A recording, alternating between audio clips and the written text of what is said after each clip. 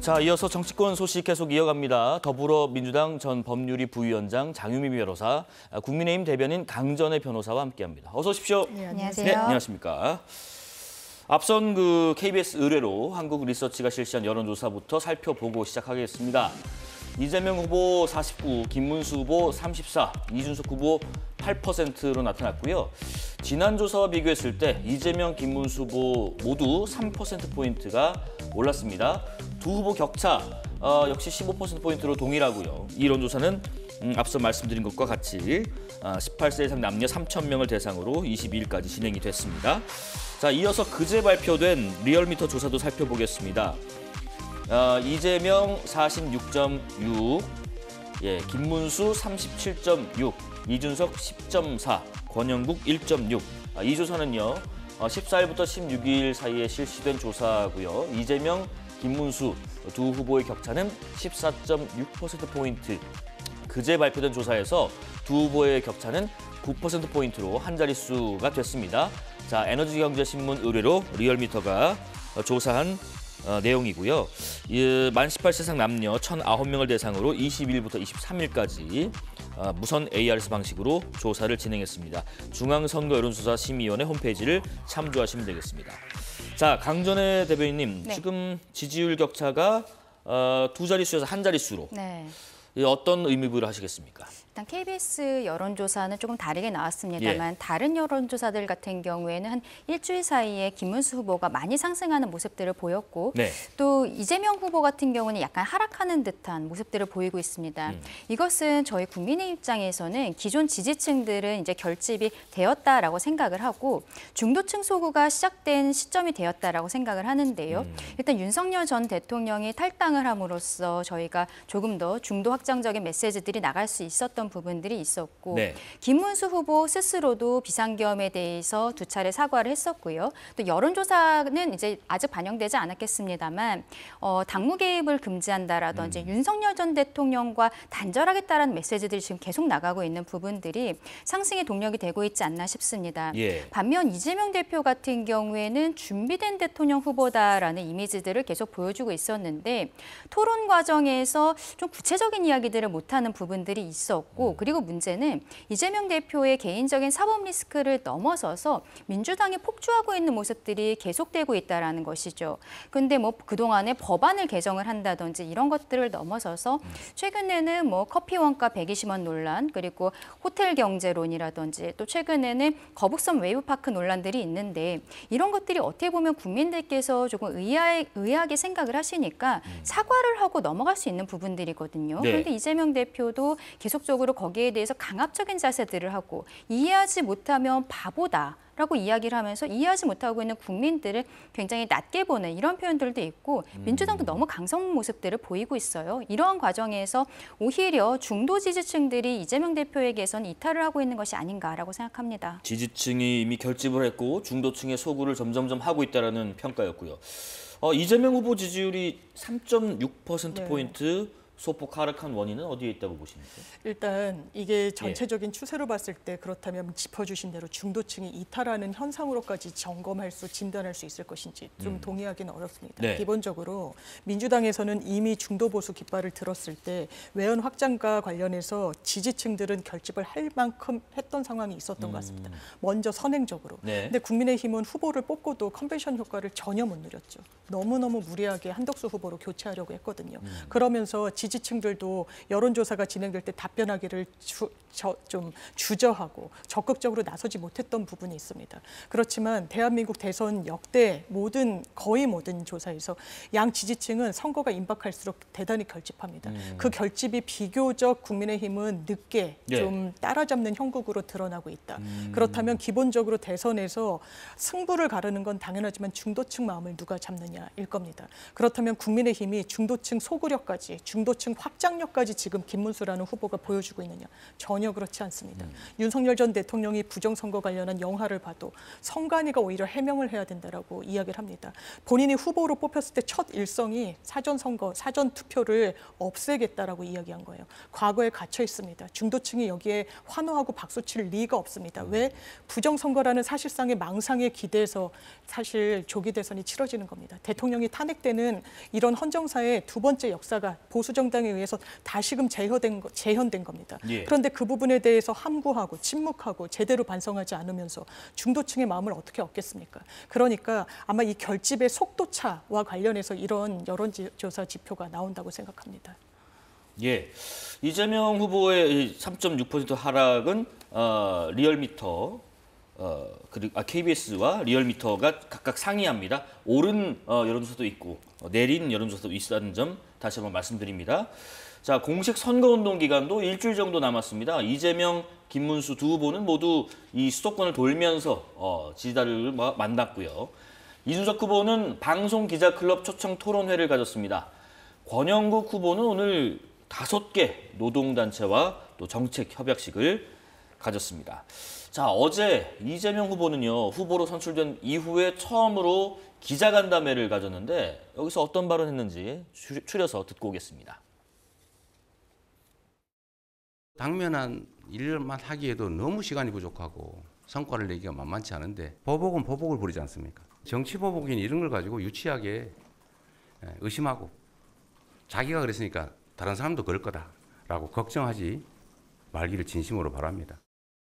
이제 후보님이 민주당 대표이던 시절에 민주당이 언론중재위 제소를 빈번하게 진행해서 민주당이 집권할 경우에 언론의 자유가 위축될 것이라는 현장의 우려에 대한 후보님 입장 궁금합니다. 급한 일 아니니까 나중에 생각해보죠. 예, 첫 기자 간담회 저희가 추려서 보여드렸는데 일단 장윤 변호사님 핵심 내용 정리도 좀 들어보고 싶고요. 그리고 마지막 질문에 대해서 급한 일 아니면 나중에 생각해보자라는 답변에 대한 일부 논란이 좀 있는 것 같기도 한데 어떻습니까? 제가 어디 기자님이신지는 잘 모르겠지만요. 제가 이제 언론중재위원회에 있을 때 여야 할 것 없이 상당히 많이 들어왔습니다. 민주당만 언중위에 제소를 한 것처럼 이야기하는 건 최소한 팩트는 아닌 것으로 보이고요. 언론 개혁과 관련해서도 여러 지지자들의 어떤 열망이 있습니다. 다만 대선 앞두고 속도 조절을 해야 되는 측면이 있죠. 사법개혁 마찬가지고 지금 이재명 대표가 굉장히 바쁜 와중에 기자간담회를 자처한 겁니다. 기자분들께 설명을 드리고자 했던 겁니다. 이번 대선은 누가 뭐래도 민생이 중요하다. 네. 지금 대선 3수생 유일한 후보가 이재명 후보입니다. 그동안 차곡차곡 준비해왔던 민생과 관련한 그런 정책들 이제는 발휘할 때가 됐다라는 점을 설명하는 자리였고 지금 사법개혁과 관련해서도 상당한 속도를 내는 거 아니냐라는 부분들 속도를 넘어서서 이것이 오히려 사법부의 어떤 그 자율권을 위축하는 거 아니냐라는 일각의 또 부정적인 시각이 있었던 것도 사실인 것 같습니다. 민주당은 그 길을 가지 않겠다는 겁니다. 기본적으로 국민들께서 과도하다고 생각하시는 부분들에 대해서는 그 방향성이 맞다고 하더라도 속도 조절 필요하고 수기를 하고 이 민의를 모으는 과정에 충실하겠다는 말씀을 드리는 거고요. 또 이날 여러 차례 회자된 내용 중에 하나가 정치 보복이었습니다. 네네. 정치 보복과 내란 혐의 피해자들의 처벌은 분명히 겹치는 부분도 있고 모호한 부분이 있을 겁니다. 다만 원칙은 이런 내란과 관련해서 국가폭력을 다시금 환기하는 부분에 대해서는 재현되는 일이 없도록 헌정사에 다시는 있지 않도록 법과 제도를 정비하고 그 앞서 관련자들을 정확하게 처벌해야 됩니다. 이 부분과 관련해서 많은 분들이 동의하시듯이 정말 그 현장에 나갔던 군인들까지 처벌하면 안 되겠죠. 그리고 그것을 묻지도 따지지도 않고 정치 공세다, 정치 공격이다, 이거 정치 보복이라는 프레임에도 단호하게 반박을 해야 될 겁니다. 다만 이런 정치 보복이라는 것이 민주당의 머릿속엔 있을 수가 없다. 지금 지난 정권 때 야당 대표를 거의 적대시했습니다. 범죄자 대하듯이 했습니다. 누가 불행해졌습니까? 야당 대표만 불행해졌습니까? 아니요. 국민들이 불행해졌습니다. 경제는 곤두박질치고 여야 협치를 못함으로 인해서 국회는 사실상 마비됐습니다. 예. 이걸 보고 우리를 어떤 수권 세력으로 뽑아달라고 자처하는 정당에서 정치 보복을 한다? 그것이 머릿속에 있을 수가 없는 일입니다. 그 진정성을 호소드리는 자리였다고 생각합니다. 정치 보복 걱정하지 말라라고 했습니다. 일단은 언론에 대한 예. 대응을 좀 먼저 말씀을 드리면 지금 장 변호사님 얘기해 주신 것처럼 제소 남발에 대한 지적을 받았을 때 그것은 민주당만의 문제가 아닙니다. 국민의힘도 마찬가지입니다라고 이야기를 했으면 되는 거예요. 그런데 이재명 대표 어제 뭐라고 했습니다. 급한 일 아니면 나중에 생각해보자. 이렇게 이야기를 했다라는 것이죠. 이 태도를 보고서는 많은 국민들께서 떠오른 날이 있을 거예요.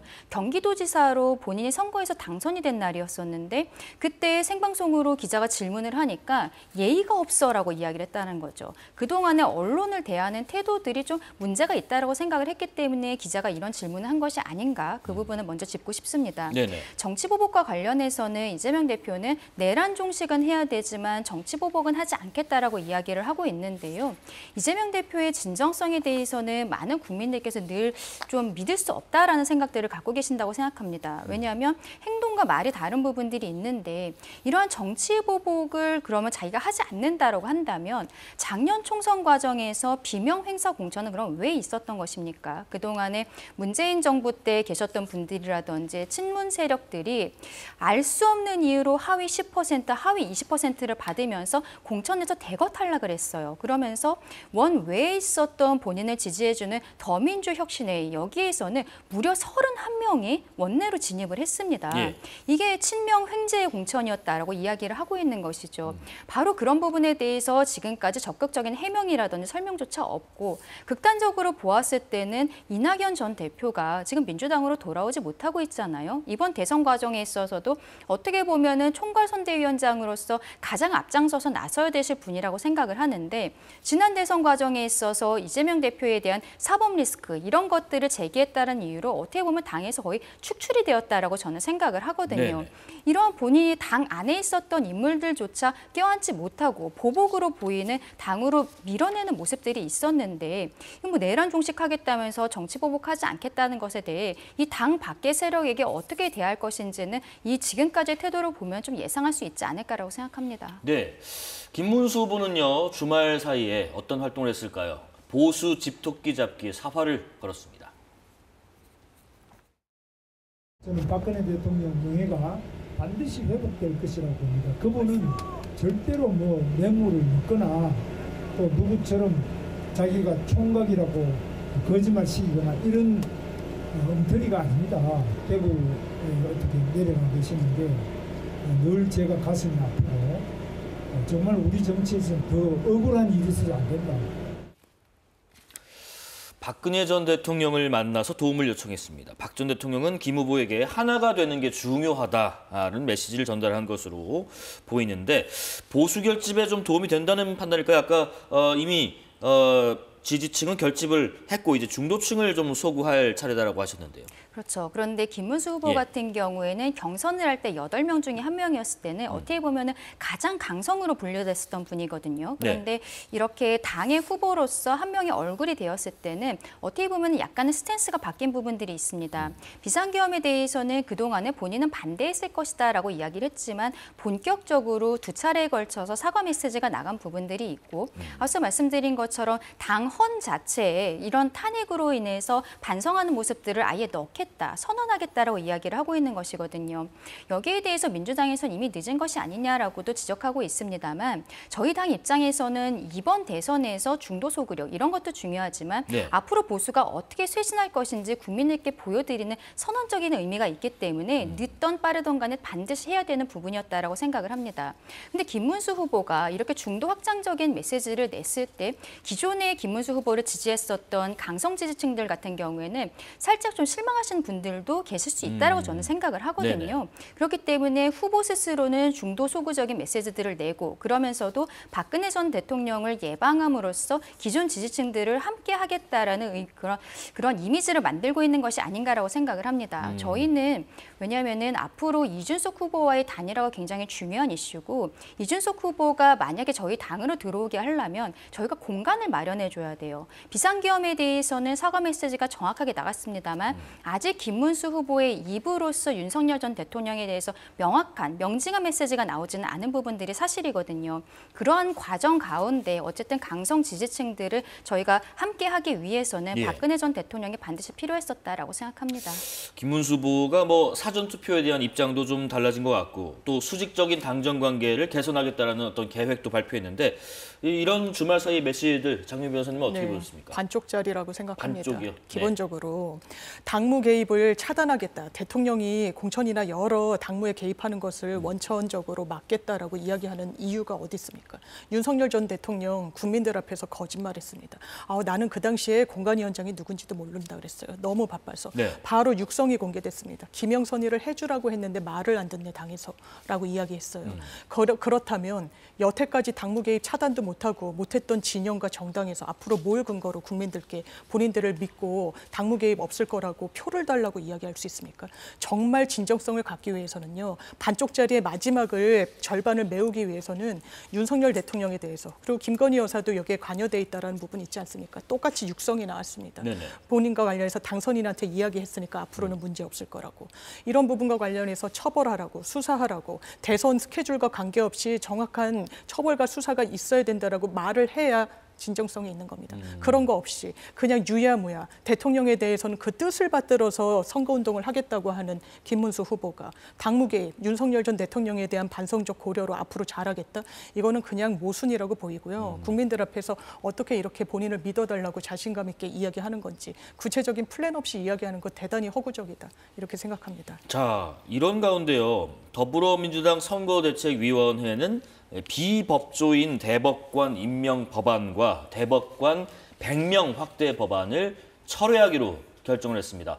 어제 기자간담회에서 이재명 후보의 관련 발언도 있었는데 잠깐 들어보겠습니다. 제가 명확하게 선거 캠프에도 지시를 내린 게 이제 사법 문제에 대해서는 더 이상 논란을 하지 마라. 의원들 개인적으로 자기 신념에 따라서 독립된 헌법기관이니까 낼 수 있지 않습니까? 그건 당의 입장은 아니죠.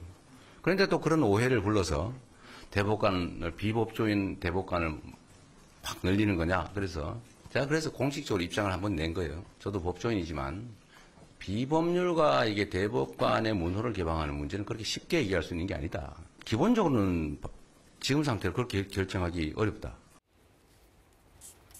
이 법안이 그 박범계, 장경태 의원이 각각 대표 발의를 했었나요? 이게 철회한 배경을 뭐 지지율에 그다지 바람직하지 않다라는 판단이었을까요?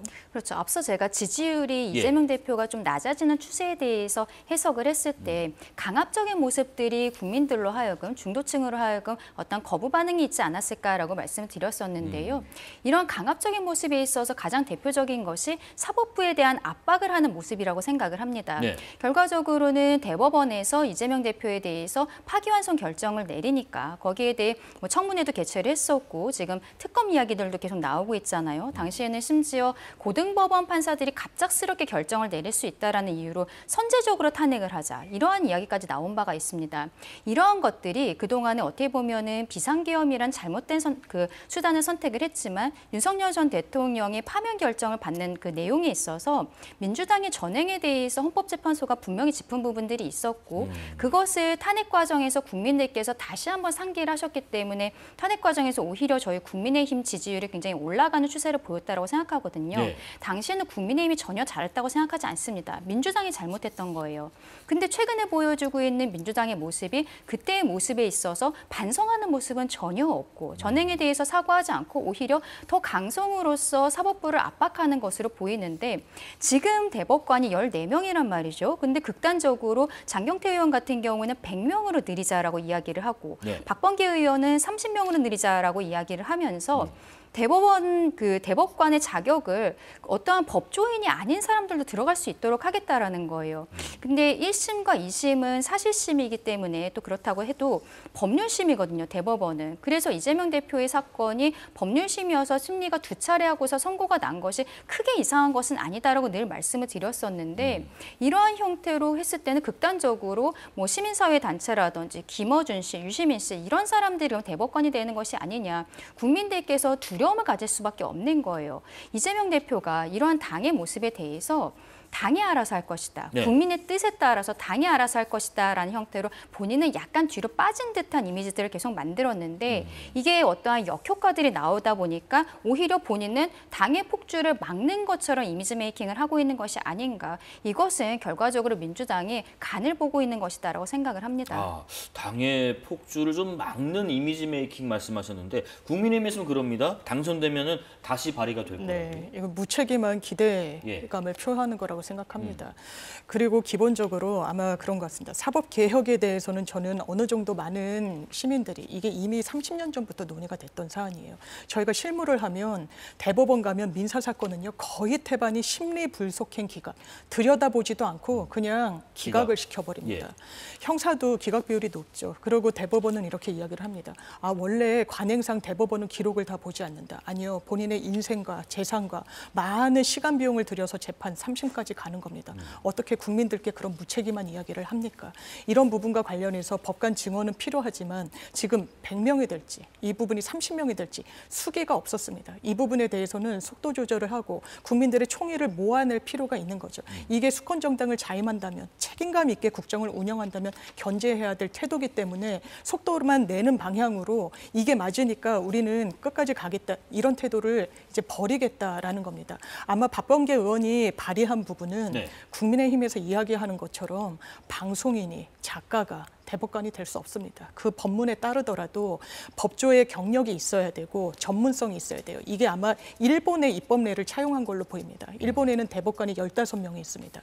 그중에 한 명은 외교관 출신이에요. 한 명은 법학자입니다. 법학 교수. 한 명은 행정부 출신으로 어쨌든 사회의 다양성을 이제 법조 출신만으로 가둬질 수 있는 그런 부분에 외연을 좀 넓히자는 취지에서 도입이 된 부분이고 잘 순항이 되고 있습니다. 다만 대한민국에서 이 부분에 대한 공론화는 이루어지지 않았어요. 딱 들었을 때 많은 분들이 아니 어떻게 법조인이 아닌데 대법관이 될 수 있어? 이 대법원 심리를 어떻게 한다는 소리야? 라는 질문에 대답하는 부분과 관련해서는 공백으로 남아있는 부분이 많습니다. 그럼 속도를 내야 되겠습니까? 안 내야 되겠습니까? 정말 책임감 있는 세력으로서 이 부분에 대해서는 그러면 의견을 수렴하겠다. 사법개혁에 대해서는 총의가 어느 정도 모아졌지만 그 디테일한 부분, 강론을 채워나가는 것은 실력과 능력으로 하는 거 아니겠습니까? 이런 부분에 대해서 같은 국정운영의 파트너로서 같이 대안을 모색하는 게 아니라 그러면 김어준 씨도 대법관이 된다. 유시민 씨도 된다라고 이야기하는 건 진짜 저는 폄훼를 위한 폄훼다. 본질을 건드리는 비판도 아니다. 이렇게 생각합니다. 마지막 재판 얘기해 보겠습니다. 오늘 오전부터 윤석열 전 대통령의 내란 혐의 재판 5차 공판 기일이 진행 중인데요. 대선 전에 진행되는 마지막 공판이라서 윤 전 대통령이 어떤 출석 전에 전국 관련된 메시지를 밝힐까 관심이 모였지만은 특별한 말은 없었습니다. 국민에게 하실 말씀 없으세요? 불법계엄 사과할 생각 아직도 없으세요? 검사를 비합법으로 압수수색 영장을 보시면 어떻게 생각하세요? 부정선거 영화는 왜 보셨습니까? 오늘 5차 공판에는 이상현 육군 특전사 1공수 여단장이 출석을 했습니다. 증인으로요. 이 전 여단장은 계엄 당시에 차량에 실탄을 싣고 국회로 출동해서 현장을 지휘한 혐의를 받고 있는데 박정환 특전사 참모장이 화면 보시는 것처럼 지난 4차 공판에서 곽종근 전 특전사령관이 이상현 여단장에게 표결 못하게 의원들을 끌어내라고 지시했다라고 증언을 했는데 오늘 공판에서는 국회 특수부대가 투입된 배경에 대한 집중적인 신문이 어떻게 전망되시나요? 네, 핵심입니다. 이 부분이 내란죄로 하기 위해서는 국헌문란 목적에 소요가 있어야 됩니다. 국헌문란 목적이라 함은 공적인 권한을 부여받은 기관, 입법기관이 제일 대표적이죠. 거기에 대해서 공권력을 함부로 투입해서는 안 된다는 겁니다. 지금 이진우 수방사령관도 많은 분들이 헌법재판소 증인으로 출석했을 때 보셨던 것처럼 증언을 상당히 자제하고 제대로 입장을 내지 못했지만 최근에는 다른 재판에서 대통령으로부터 의원회관에서 본청에서 의원들을 끄집어내라라는 지시를 들었다라고 증언을 했습니다. 지금 많은 현장에 있던 사령관들 그리고 군 지휘부들 입을 모아서 이야기합니다. 윤석열 대통령으로부터 의원들을 끌어내라는 지시를 직간접적으로 들었다라고 이야기를 합니다. 오늘 출석한 이상현 여단장 역시 본인도 이런 불법 명령을 자행했다는 이유로 본인이 기소가 됐습니다. 네. 지금 구체적으로 한계대대를 국회 본청으로, 한계대대는 의원회관으로 보냈다는 지시를 받았다라고 이야기가 나오고 있습니다. 이 부분과 관련해서 최정점은 윤석열 전 대통령입니다. 그럼에도 불구하고 부정선거 때문에 선관위로 국회로 군을 보낸 건 당연했다. 그리고 질서유지 차원이었다. 이 주장을 굽히지 않고 있습니다. 법률적으로 타당합니까? 나아가서 국민 앞에 할 수 있는 변명입니까? 더더군다나 역사적으로 어떻게 기록되려고 이런 좀 믿기 어려운 사실상의 거짓말을 아직까지도 하고 있는지, 그리고 그 세력을 아직까지도 국민의힘은 절연하지 못하고 두둔한다고까지 할 수 있는지 좀 안타깝게 생각합니다. 예, 이제 오늘 그 재판부가 대통령 경호처 비화폰 서버에 대한 압수수색 영장 발부 여부, 지금 비화폰 서버와 국무회의 CCTV를 경찰은 이제 확보를 하고 있다 보니까 이게 지금 계엄 전후 상황을 파악할 어떤 핵심 증거로 꼽히는데, 오늘 경찰 특별수사단이 기자회견했습니다.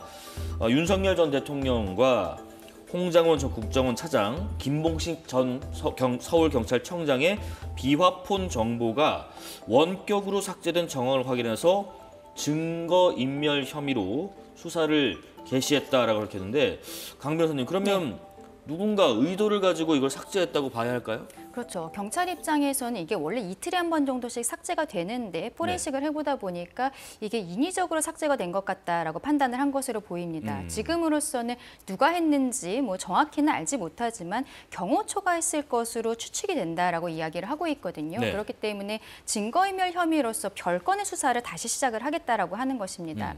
근데 이 사건이랑 오늘 지금 영장이 발부가 될지 여부, 이거랑은 좀 다른 부분들이 있어요. 경찰에서는 그동안에 경호처에서 압수수색을 거부했었거든요. 어떤 국가비밀이라든지 이런 것들이 있기 때문에 이미 제출이 어렵다라고 했지만 결국에는 김성훈 차장이 나간 이후로 이미 제출을 했습니다. 네. 근데 이게 경찰로 갈 때는 체포영장을 집행 저지하는 과정에 있어서 공무집행 방해를 했었던 이 혐의로서 기록을 가져온 거기 때문에 내란 혐의에서 이 기록을 쓰기 위해서는 별도의 압수수색 영장이 필요한 것이죠. 근데 문제는 그동안에 우리 일관된 판례가 일단은 기소가 되었을 때, 기소 이후에 강제 수사를 했을 때는 피고인의 방어권을 보장할 수가 없기 때문에 그것은 불허한다라는 것들이 계속 일관된 판례였습니다. 네네. 그러면은 윤석열 전 대통령은 이미 내란죄로 기소가 돼서 재판을 받고 있는 것이기 때문에 지금 이 자료를 가지고서는 법원에서 영장을 발부를 하고 이 사건에 있어서 끌어다 쓰는 것은 어떻게 보면은 판례에 맞지 않는 상황이 될 수 있는 것이거든요.